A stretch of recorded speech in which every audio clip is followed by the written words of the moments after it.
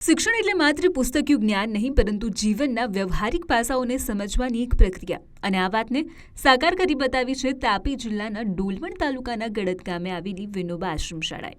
અહીં બાળકો માટે જ્ઞાનની સાથે ઘડતરનો એક અનોખો પ્રયોગ શરૂ કરવામાં આવ્યો છે. બાળકોની બચત બેંક.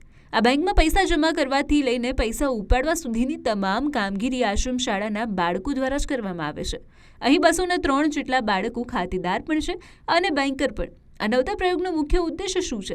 તો અગાઉ બાળકોને વાલીઓ તરફથી મળતા પૈસા ઘણી વખત ચોરાઈ જતા કે પછી ખોવાઈ જતા હતા, અને આ ફરિયાદો ધ્યાનમાં આવતા શિક્ષકોએ આ બચત બેંક શરૂ કરવાનું વિચાર્યું. હવે બાળકો પોતાના પૈસા જાતે જ સ્લીપ ભરીને જમા કરાવે છે અને શનિવાર રવિવારના દિવસે જરૂરિયાત મુજબનો ઉપાડ પણ કરે છે.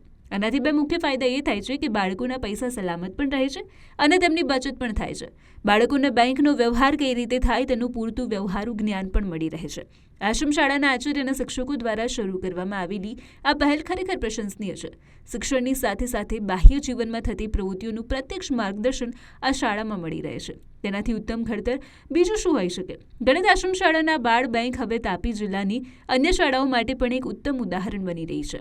અહીં બાળકો બચતનું મહત્વ સમજીને નાણાકીય શિસ્તનું વ્યવહારુ જ્ઞાન પણ મેળવી રહ્યા છે.